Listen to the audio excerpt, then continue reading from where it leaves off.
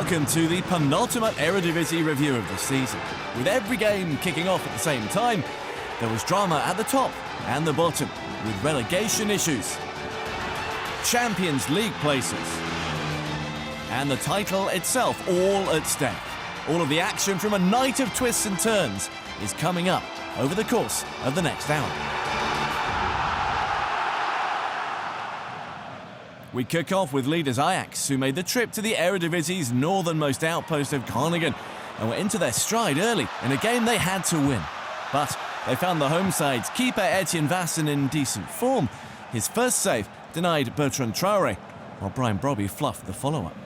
Their surprise defeat at home to NAC had eroded their lead over PSV to just a point, and the nerves were rattled after 1 point and a goal from the previous 3 games. So when Anton Guy fired Ajax ahead from an improbable position, it must have felt like the luck was with them. A third goal for the young fullback. Both of his previous ones had come in 2-2 draws. Perhaps an ominous omen.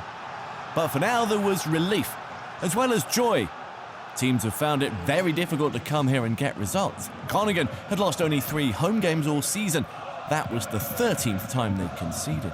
While it remained that way into the half-time break, the Northerners did manage to find an equaliser early in the second half. Tom van Bergen beating keeper Remke Pasveer to that cross. A second goal in as many home games for the Dutch under-21 international, and the threat of more drop points started to rear its head again. The Ajax fans had already been through the ringer in the last month, seeing a 9-point lead eroded in 3 games. A change of approach was needed. Francesco Farioli brought on Wout Weghorst and Davy Klaassen for Brobby and Kian Fitzjim, as well as Steven Berghuis and Owen Wijndal. 2 of his subs combined to put them ahead again. Berghuis crossing for Weghorst, who, like van Bergen, stuck out a leg, forcing the ball in. A potentially title-saving goal, his 10th of the season. A very tight offside call, but he was just on the right side of it, and Ajax were back in the driving seat. Keeping a hold of the lead, though, was just as stressful for the fans as trying to get it back. Groningen still had hopes of European football via the Conference League playoffs, and went in search of another equaliser, Luciano Valente taking aim. He was also the focus of attention in stoppage time, when a dangerous challenge on Jordan Henderson saw him sent off, with both sets of players getting involved after.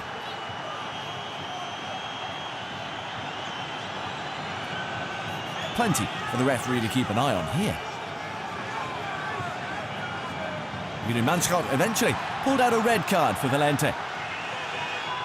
And further yellows did come for 2 Groningen players as well as Ajax defender Jodel Hato. But there was a surprisingly no punishment for this action by Vassen on Kenneth Taylor.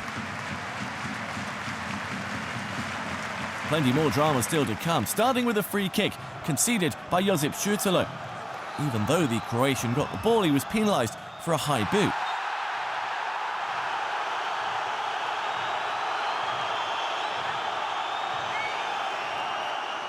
Up came Vassen to make a nuisance of himself. Starting with a shove on Wijndal, who collapsed dramatically, claiming a blow in the face, but he didn't get what he was looking for.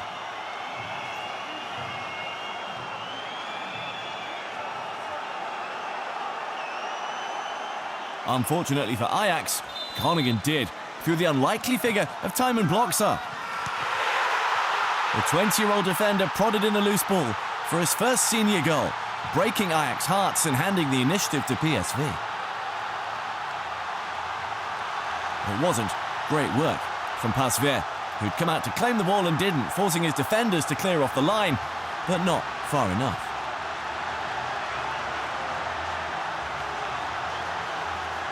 "23 of the 32 goals Ajax have conceded have been in the second half. 70% of their total, the highest in the Eredivisie. There was still time to believe, though, and the visitors forced one last corner. Gay's cross deflecting off Matt Sontjens in behind, giving Pasveer a chance himself to come up and be a nuisance.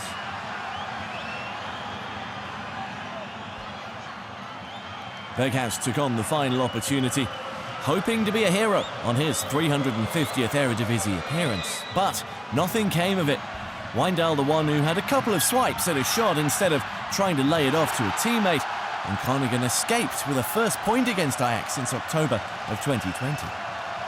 His teammates already knew that the game was up.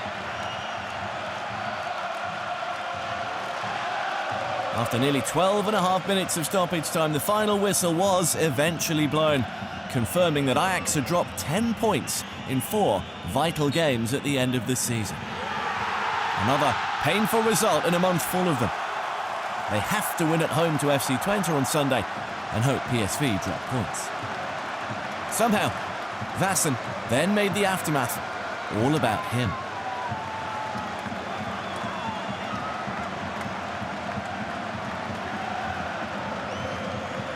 The goalkeeper was clearly still wound up by a few incidents during the game, and he became the villain in a second bout of pushing and shoving.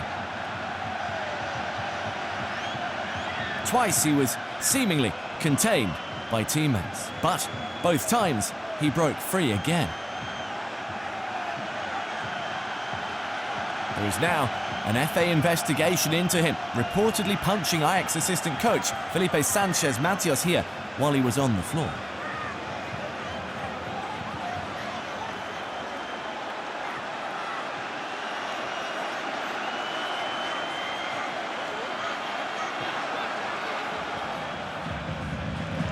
At the same time, PSV entertained Heracles, knowing they had to win to keep in touch with Ajax, or as it turned out, move ahead of them and seize the advantage ahead of the final day. History was on their side. They'd won 18 of the last 19 home meetings, averaging 3 goals a game. Ismail Saibari with the first chance to get one. It turned out to be Malik Tillman that made the breakthrough. The US midfielder's return to fitness at the start of April's coincided with PSV's upturn in form. He needed an element of luck for this to go in, but it fell his way. His shot changing direction after hitting Damon Mirani on the side of the head. A 10th league goal and a 14th in all. It began a first-half procession towards victory, with Heracles offering very little resistance until the second period.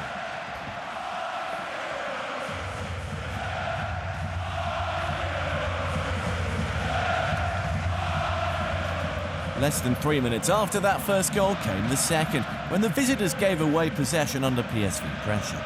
You could sense what was going to happen, but their captain, Brand Kersmacher, seemed determined to pass his way out rather than going back to the goalkeeper. A mistake, with Tillman nipping in to set up Saibari. That pushed him into double figures too, meaning PSV became the first club ever in the Eredivisie to have 6 players reach at least 10 league goals in a season. Tillman and Saibari, joining Guus Til, Luc de Jong, Noah Lang and Ricardo Pepi.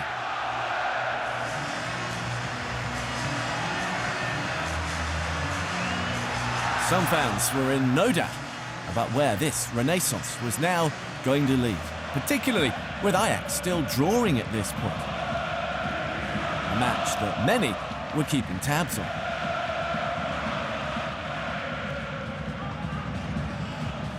With 10 minutes to go until half-time, Saibari made more or less sure of victory, with the club's 99th Eredivisie goal so far. Serginho Dest grabbing the assist.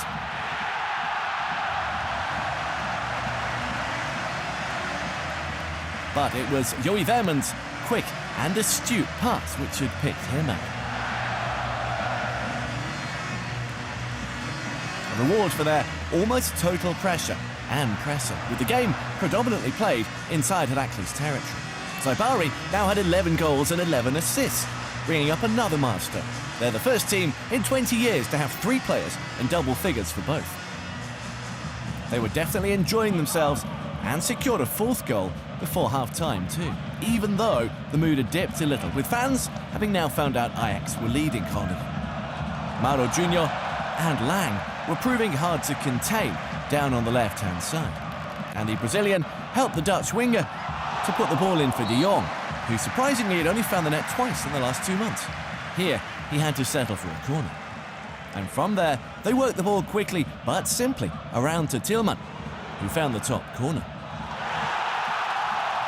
Game over already. He joined Sabari on 11 Eredivisie goals. PSV rewarded for their incessant attacking football with their 100th league goal. They're the first side since Ajax in the early 1980s to reach that tally in 2 consecutive seasons. With the game in the bag, their coach Peter Bosz made a couple of changes at the break, bringing on Tiro Malassia and Jon Bakayoko for Dest and Ivan Perisic. But the momentum didn't falter, with De Jong going close to a 5th, 9 minutes after the restart. And the fans were keeping the players in touch with how Ajax were getting on too, as word filtered through of Groningen's equaliser.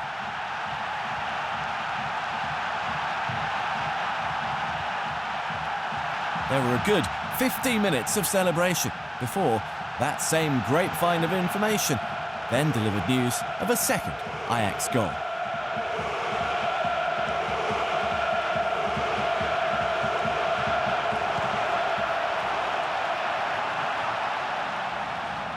Once that came through, things quietened down a little, the mood shifting.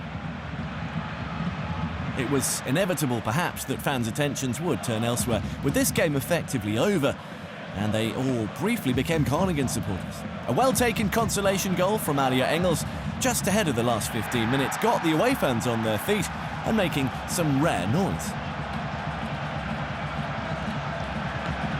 But it didn't alter the complexion of the game. A nice moment for the German striker, though, on his 150th Eredivisie appearance, after going 20 games without a goal. They'd already made themselves safe, and they did have an outside chance of snatching the final European playoff spot, a chance which remains, but there are 4 clubs ahead of them, and their goal difference is the worst of any side in the hunt. With Ajax's game still going on, a good half of the PSV fans stayed to watch the conclusion together. And that delivered a magical ending to their final home game, when Groningen equalised.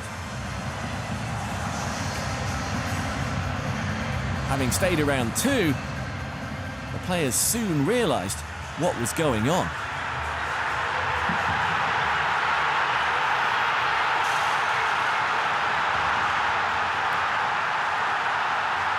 And the realisation dawned, they were now top of the league and a point ahead. A win at Sparta on Sunday would deliver them the title.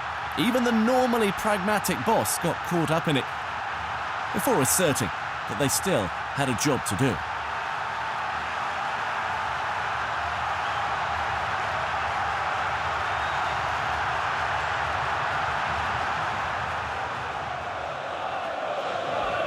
Feyenoord had the chance to secure 3rd and a spot in the Champions League playoffs by beating RKC, but rather than giving them an early lead, Herrera Reid delivered one of the misses of the season. The right-back had scored in his last 2 games, his first senior goals, but this was the easiest chance he's had. He was able to play after his red card in last week's defeat to PSV was rescinded. Defeat for RKC would mean effective relegation, leaving them 3 points behind the relegation playoff place and needing an implausible goal difference swing. They lost the last 22 league games against the Eredivisie's big 3 of Ajax, Feyenoord and PSV. But the last time they had avoided defeat in one of those matches was actually here at De Kuip in October 2021. Their chances weren't helped, though, by losing their captain, Oscar Zavada, to injury inside 15 minutes. The striker had only just come back from a month out in the weekend win over Heerenveen. He was soon having to make way with former Feyenoord striker Victor Kramer set to replace him.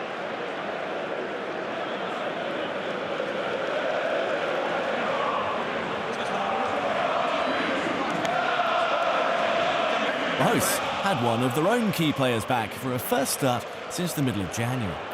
Calvin States, who returned as a sub at the weekend after 3 months out with an ankle injury. Keen to make up for lost time, the creative midfielder also came close in the opening 20 minutes, denied by Mark Spenkeling. Stengs wasn't the only change Robin van Persie made for this final home game, with Kvalinski Hartmann and Osama Tagaline also included. Hwang was suspended, while Anthony Milambo dropped to the bench. Their performance wasn't as good or convincing as in the first half against PSV, when they'd surged into a 2-0 lead. but Ekese didn't offer much of a threat at the other end. Feyenoord dominated, going close again through Anis Hadj Musa. The visitors saved by a deflection. Their best player in recent weeks has been the winger on the other side, Igor Paschal. He was also their top scorer, with 9 of his 15 goals coming in his last 8 league games. And in first half stoppage time, he nodded them in front with a 16th. In doing so, he became the first Feyenoord player in 8 years to score in 5 consecutive home league games.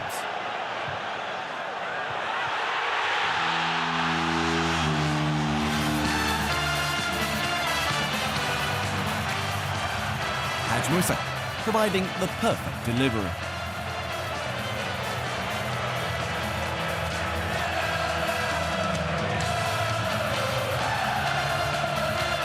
Their second came midway through the second half when Ekese needlessly gave the ball up while trying to play out. Paschal this time turning provider for Ayase Ueda.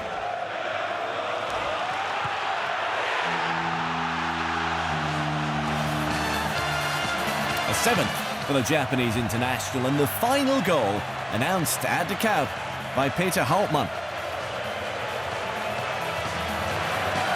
Feyenoord is op een 2-0 voorsprong gekomen. Man van de goal, nummer 9, Ayase Ueda. Their former striker is retiring after 27 years on the mic here.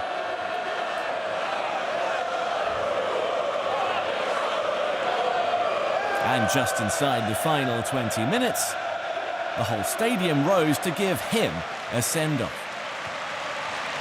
He's been the voice of the club for a generation of supporters in this part of the city.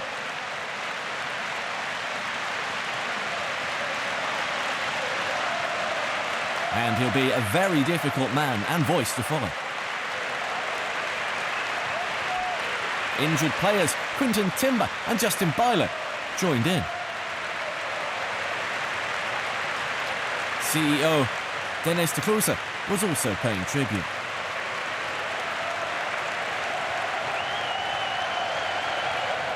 Moments later, he almost had one final goal to shout about. Ueda pulling away, but also pulling this wide at the vital moment. The Ekese coach Henk Fraser is a former final player himself, but this was not his favourite evening back in Rotterdam. After the game, Hartmann also suggested this might have been his final home game for the club. The left-back's been linked with a move away for some time. If it was, he did his best to sign off in style. Spenkelin dealing with this one well. He made way late on for 20-year-old Jan Ploeg to come on for a senior debut.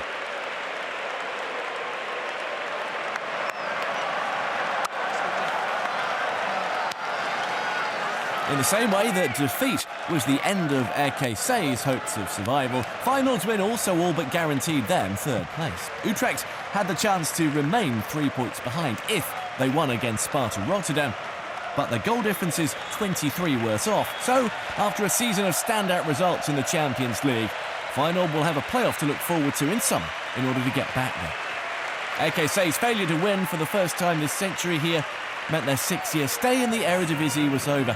They'll bid farewell at home to go-ahead Eagles. Houtman had another lap of honour to bid his farewell in much more pleasant circumstances.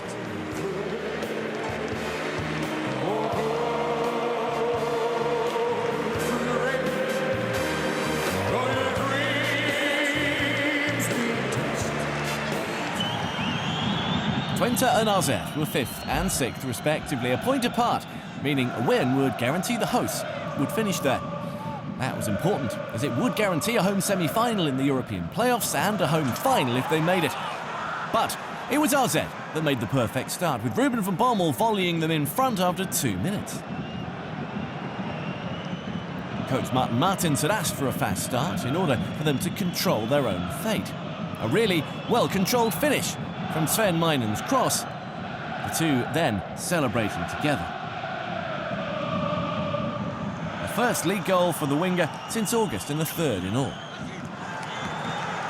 Twente had won 4 of the last 5 meetings here between the sides, and they swept back level with this impressive goal, going from back to front in a matter of seconds. Lars Unestål steadying things off by setting Sem Stein on the way. The league's top scorer interchanged with Dan Rots before setting up Ricky van Wolfswinkel. A classic counter-attack, perfectly executed.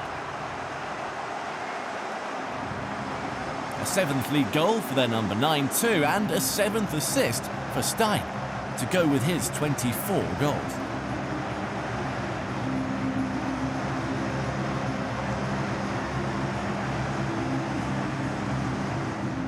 They did a similar job on RZ for their second goal midway through the half, seizing on a loose pass and breaking quickly. Rots again played a big role, this time claiming the assist as Michel Flapp manoeuvred himself into the same position as Van Wolfswinkel had, and scored in the same way. He'd only just ended a 6-month wait for a goal at the weekend, and typically another came along straight away. Kees Smit, the player giving the ball away to him in the first place.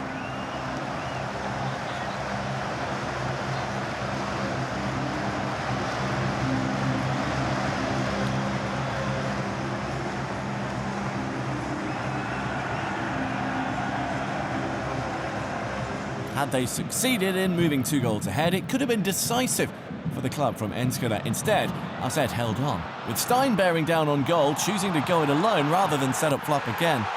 Seya Maikuma's intervention on the line saved the day, although it might well have been offside in any case. Stein definitely wanted a goal on his final home appearance for the club, with a move to Feyenoord having already been agreed. Then came stoppage time, perhaps the most pivotal minute of the game, and one which showed the highs and lows in the life of a goalkeeper. Just before stoppage time, Unestål pulled off a great save, denying Max Merdink's effort from close range, and meaning the striker didn't get his route into double figures, what would have been a 3rd goal in 4 games. However, 30 seconds later, he let another through his hands and legs, giving Mainens a gift right on the stroke of half-time. His coach, Josef Austin, called this the turning point of the game, with the referee blowing the half-time whistle straight after. He said RZ were the better side from then on, but he didn't criticise his keeper directly. Although the German has made more high-profile errors this season than in his previous 3 at the club put together. With a new 3-year deal signed last week, Martens can already plan for next season with confidence. His players also have stability. Back-to-back 3-0 wins certainly helped their confidence after 9 league games without one. Maikuma the first to keep Unestål on his toes in the second half. But he had more work to do than before the break, and he stood up well as Poku burst through here.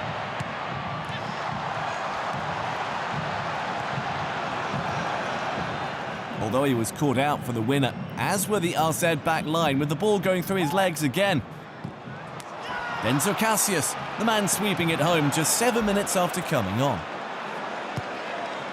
His defensive teammate, Wouter Hoes, doing some subtle blocking to allow him clear passage. He held back Van Wolfswinkel, but he didn't get penalised for it, much to the home side's frustration.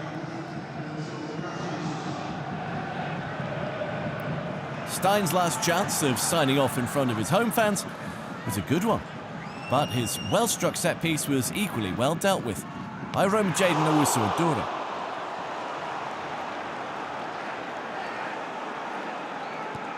That wasn't their last chance of the game, though. That one fell to Lucas Vennegoor of Hesseling, the 19-year-old son of Jan, who made his 6th senior appearance as a sub, and denied by a crucial challenge from another replacement, Zika Burmeister. So Fala Taif with the ball in. Advantage RZ in the playoff race. They have a final home game against bottom side Almere City, where they just need to match Twente's result. The Tuckers are away to Ajax and could definitively prevent them from winning the title.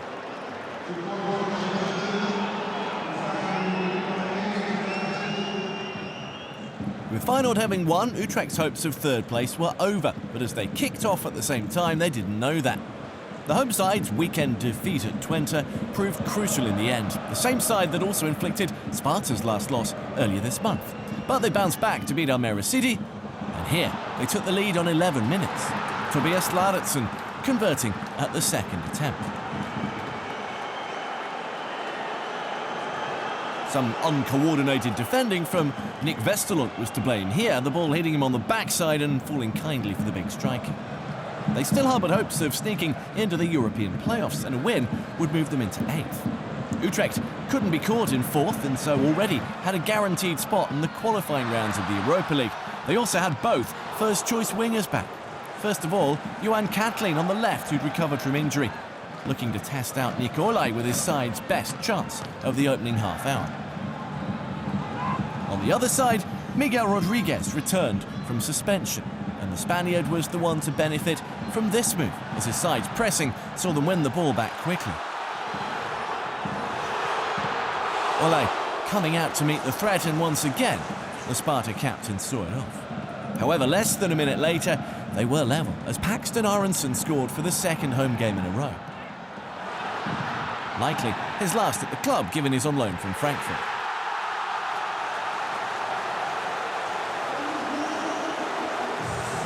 Another move involving Kathleen, as well as a deflection, which left Ole this time off balance and on the line, heading the wrong way.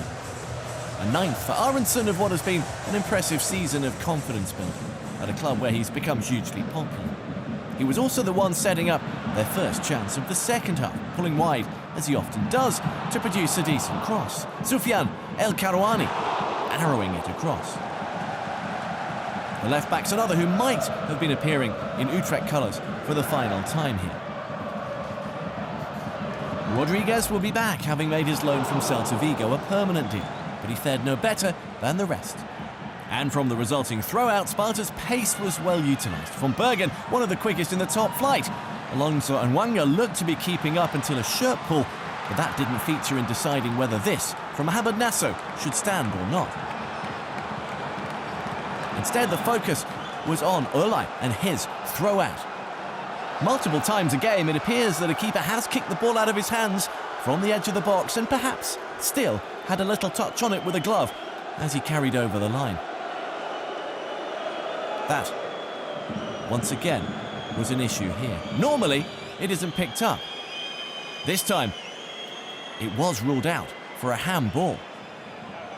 Much to the frustration of the goalkeeper and his coach, who said afterwards it was laughable.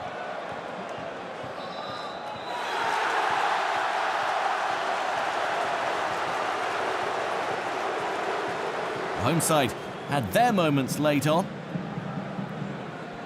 El Karouani once again popping up in the box to have another go.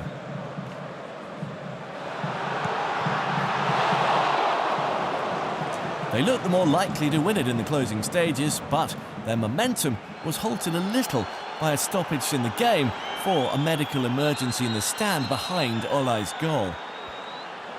One which also led to some of the team physios joining the crews that were already there.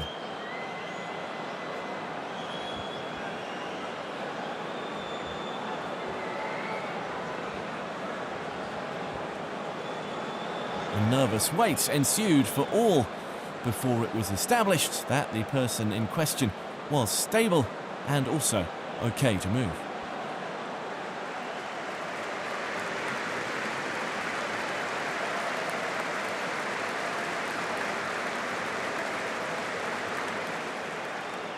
However, shortly after that one was resolved, came another higher up in the same stand. And this time the referee Dennis Higler brought the players over to the touchline while the situation was dealt with.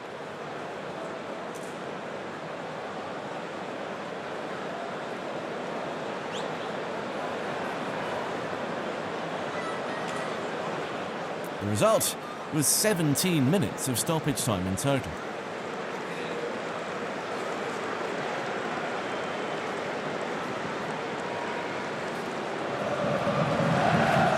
Three minutes into that, Aronson pops up again with a hurried finish under pressure, but very nearly a decisive one.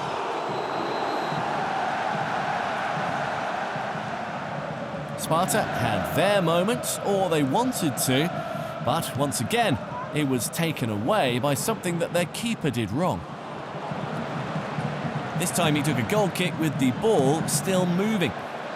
So this breakaway was cut short with substitute Shunsuke Mito in full flight.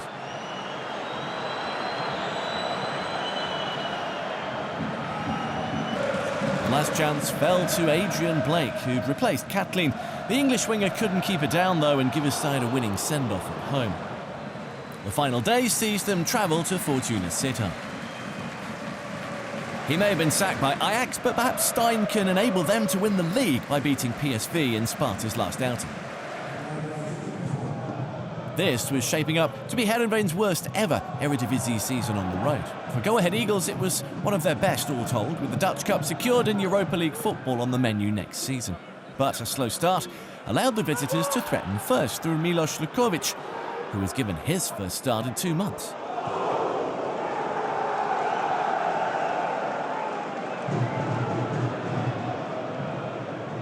Christian Petrov's header followed soon after, forcing a swift stop from Jari de Bursa.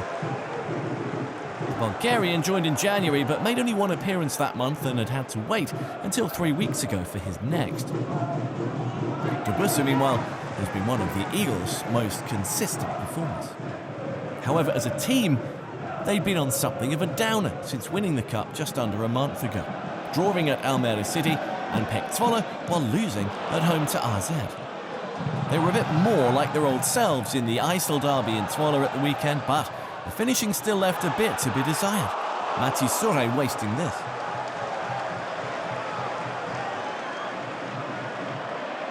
Both sides could claim they deserved to be in the lead, and the better late chances came the visitors' way. Go-Ahead Eagles are normally much more secure in their build-up, but some loose play let Oliver Brauder take over, and Jakob Trensko was presented with the best chance of the half. De Bursa producing the best save of the half to keep it out.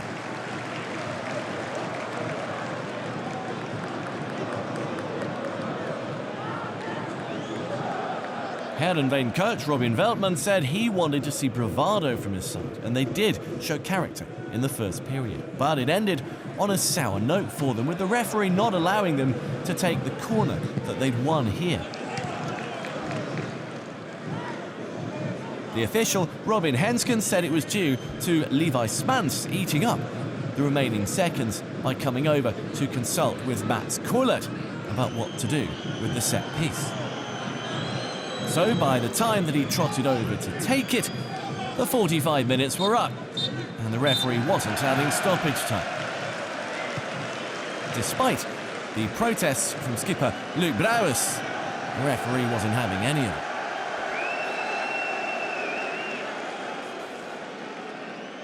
Things improved for the hosts in the second half, but for much of the game, it seemed it would end goalless.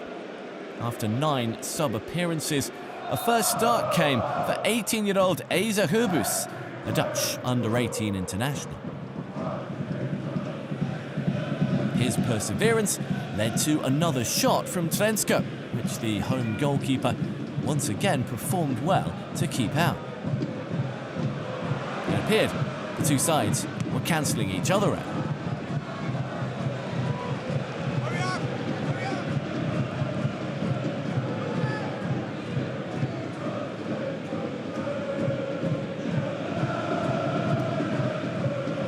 On the hour, Jakob Brum continued his return from injury with a first home appearance in 3 months. The Danish winger is being eased back after a broken foot. He got a decent reception, but the most popular player was De Bursa, who stood firm despite a number of good chances for the Frisians. Petrov again popping up on the end of a cross, which produced an even better save. Up to this point, it had been a quiet night for the Eagles striker Victor Edvardsson. He'd been given extra support when Finn Stokkers came on just past the hour, but rather than play in Stokkers, the Swede went for goal himself. A tame effort. Well read by Andries Noppert, but he hadn't actually had that much to do. 9 goals for Edvardsen so far, but this was a tired-looking effort. Not one his coach Paul Simonis was pleased with either. They did at least improve going forward in the latter stages. Noppert found himself with more to do, reacting well to another effort, this from Brøm, who looked to be arrowing one towards the corner after good setup work.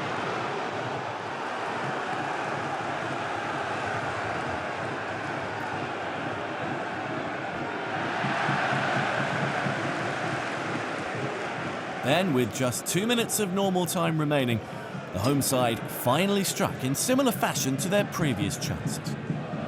A quick break, this time down the left, and crucially a much more precise finish.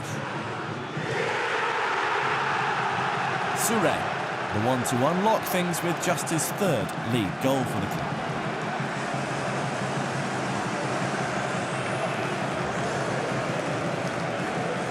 This time, the decision not to pass to Oliver Antman proved the right one.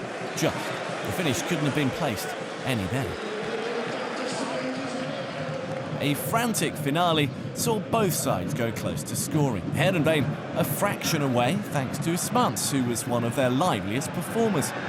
The wing-erers played in all but 1 game in his first Eredivisie season, contributing 3 goals and just 1 assist, but he couldn't become his side's hero.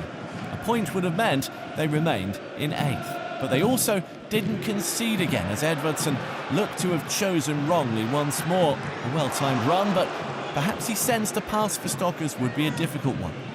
A fine save, nonetheless. 1 goal, proving enough to send them off in winning style. They'll end the season at RKC, while Heerenveen go to face their old coach, Robin van Persie, at final. Conquerors of Ajax at the weekend, NEC were another side with the playoffs in mind as they hosted NAC Breda. The win in Amsterdam put them on the cusp of the top 10, reigniting hopes of European football, while the visitors were already safe in just a place above the bottom 3. With half an hour gone, a well-worked goal saw their right-back Brian Pereira put away his 2nd goal in 3 days, having only previously scored once before that. He's still only 21, but this was his 60th senior appearance. Kento Shogai unable to accept the first cross from Sonja Hansen. Pereira had no way of missing this.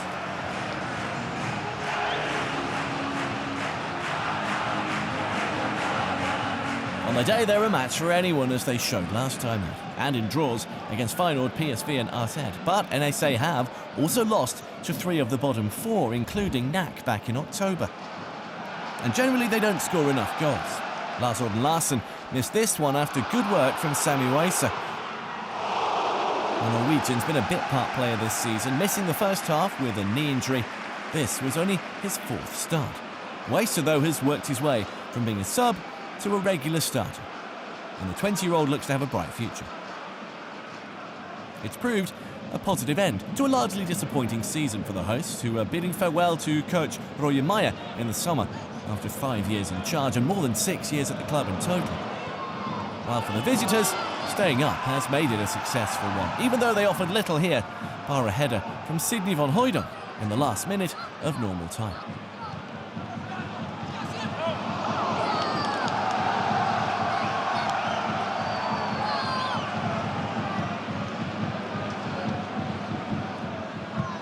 One change at the break saw NEC introduce Brian Linssen in place of Shogai, and the 34-year-old was the difference maker later in the half. First though, Tom Oyen had a go.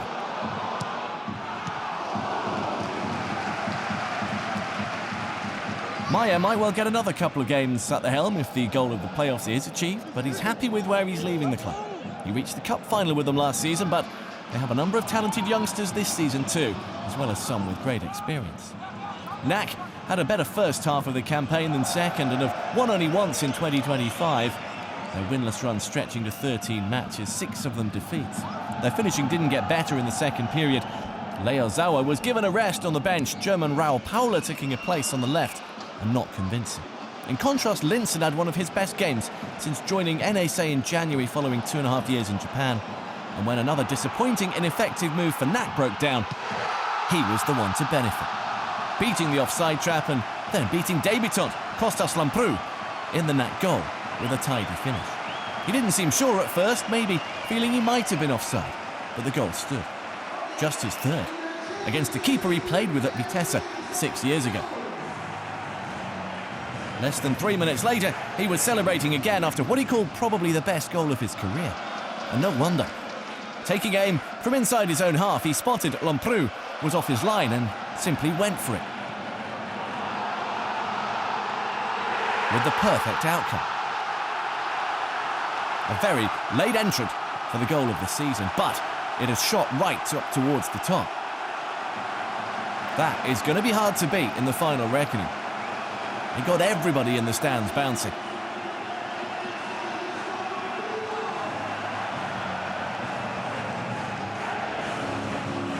Even the stadium announces. And the feel-good factor helped to carry the side through the closing stages.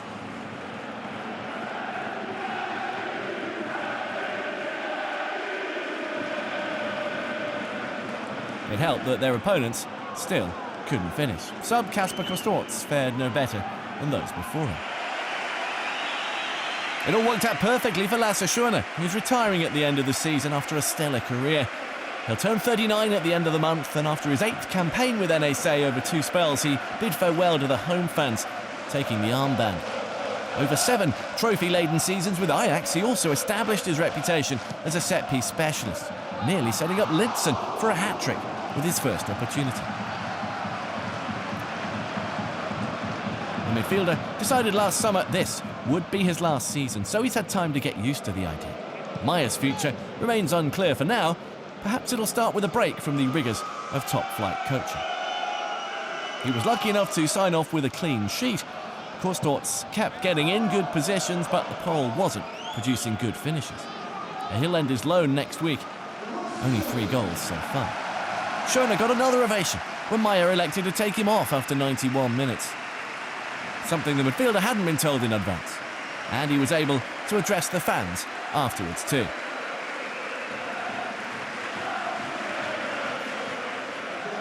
A second straight 3-0 win for NAC. They've won 3 of the last 5 now and go into the final day in 8th. If they match or better the results of Heerenveen and Sparta in the last game at Heracles, they'll be assured of a spot in the playoffs. Nak Breda hosts Willem II.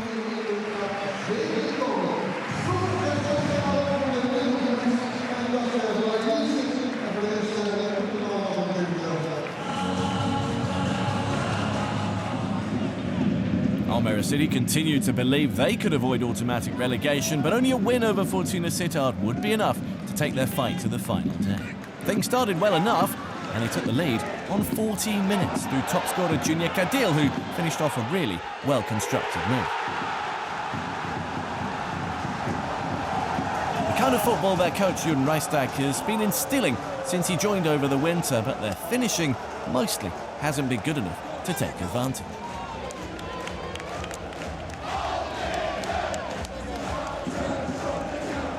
French winger may be their leading scorer. However, this was still just his 5th from 29 appearances.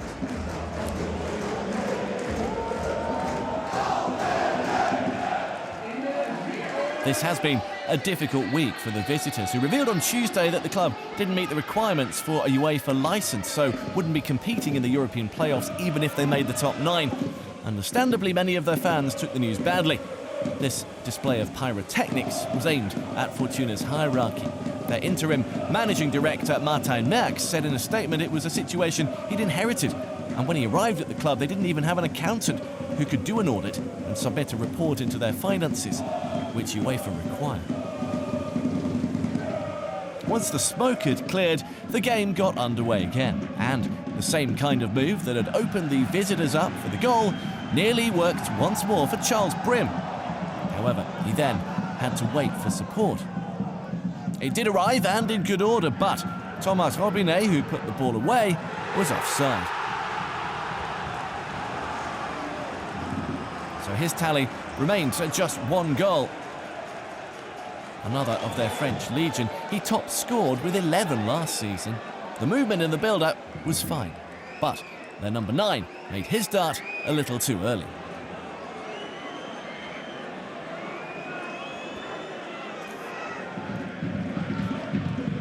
Fortuna had already beaten them 3-0 back in August, while last season's match here ended in a goalless draw. And this one had a similar look about it, despite constant pressure as the visitors finally came alive late in the half. The home goal remained unbreached though.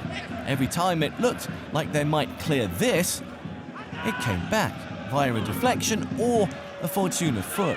Ryan Fosso, the one putting all the effort in, before he eventually fired over.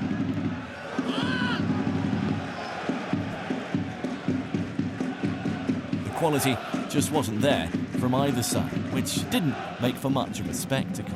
Fortuna's coach, Danny Baus, had made 4 changes, including allowing his main striker Kai Sierhaus a rest. His replacement, Bojan Radulovic, didn't have much of a sniff in the first period, and his only effort came when Ezequiel Bullada cut the ball back here, but the young striker was off balance and couldn't get above the ball. The kind of chance that Robinet had been waiting for arrived early in the second half, thanks to a good ball from Iraqi winger Ali Jassim. But faced with the chance of saving his side, he couldn't take it. Matthijs Branderhorst coming to Fortuna's rescue. The keeper was also equal to a shot from Brim, which needed swatting away. Despite only being at the club since January, the Canadian is their second highest scorer with 3 goals. Just past the hour, there was a cameo appearance for 33-year-old Tim Reiseveur.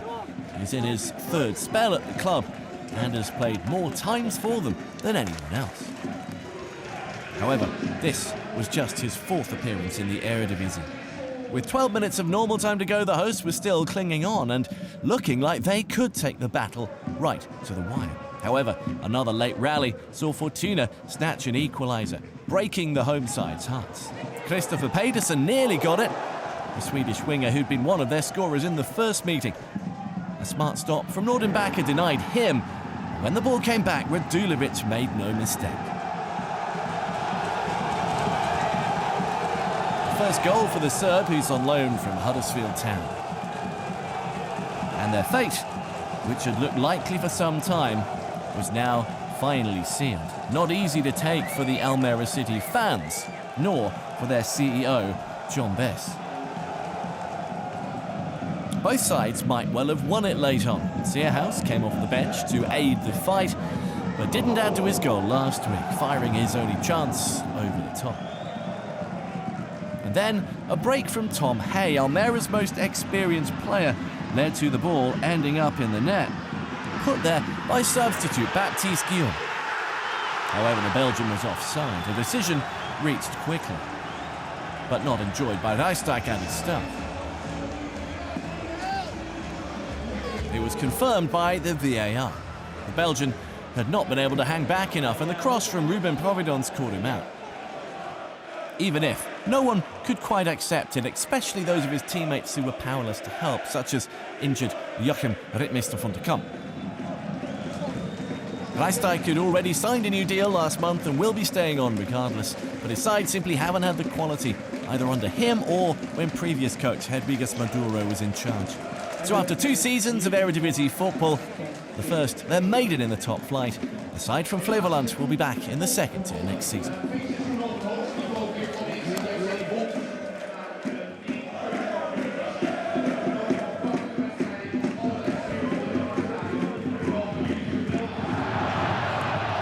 After the defeats for Almere and RKC, Willem II were guaranteed to finish 16th in the relegation playoff place. But at the start of their game with Pek Zwolle, they knew they just had to win to be certain and avoid an immediate return to the division below. In an end-to-end start, they were indebted to Erik Schouten, whose well-timed challenge stopped Odysseus Valanis in his tracks.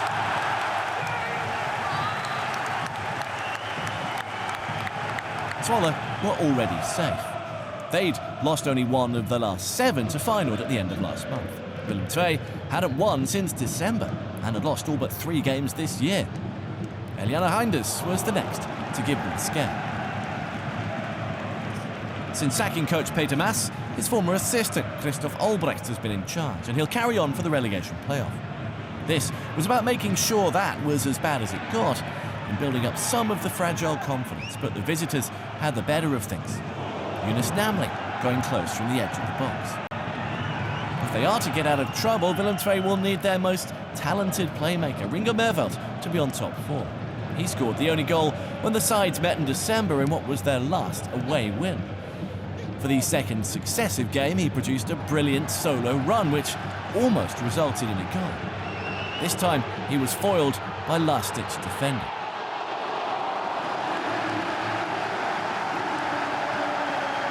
Whatever division they find themselves in next season, it's likely that he won't be with them.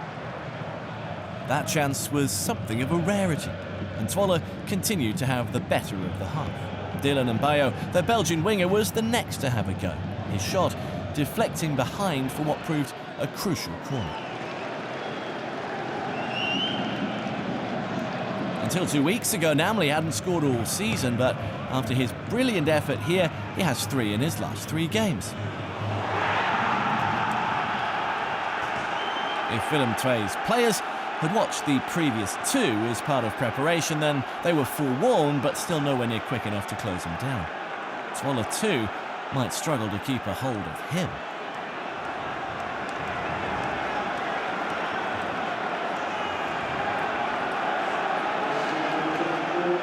Willem II had the fewest goals at this point of any side, 1 behind NAC Breda.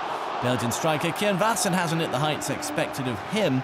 His loan from Westerlo in his homeland has yielded only 4 in 26 appearances, and none at all since the 10th of November.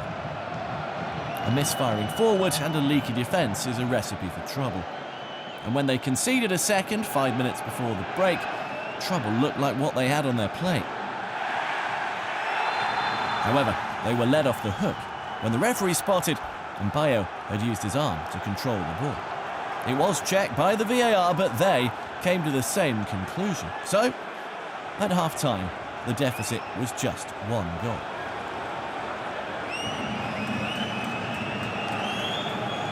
There was a freedom about the visitors' play that understandably wasn't there in their opponents. They do play a lot on the counter-attack anyway, but in Filip Krastev, Namli and Mbayo, Zwolle had players who could do damage with their pace. Krastev it was that had the go here, which brought a great stop from Thomas Didion Erden.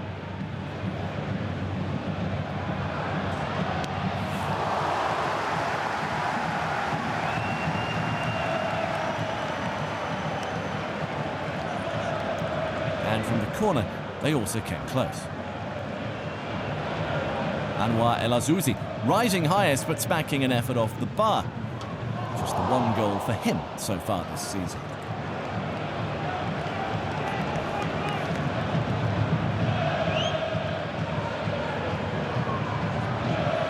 He was also one of the players that Mervelt was able to dribble past on his way to creating another shooting opportunity. Finding a replacement for him will be tricky, particularly if they're in the second tier.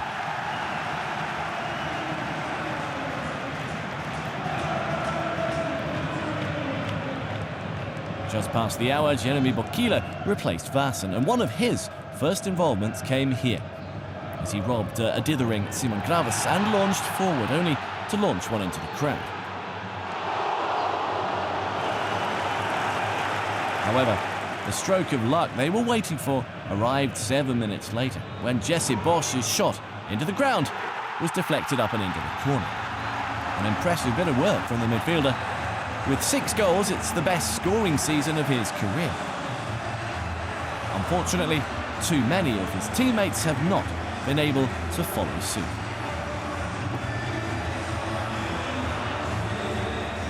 And after another 7 minutes, they paid the price at the other end.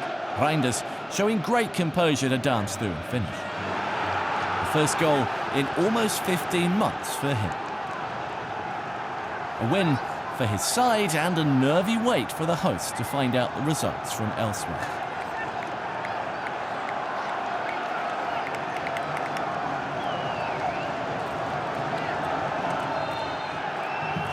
Not the way they wanted to finish their home campaign. No win in 5 months now here. They'll conclude at NAC Breda. Zwolle host Groningen.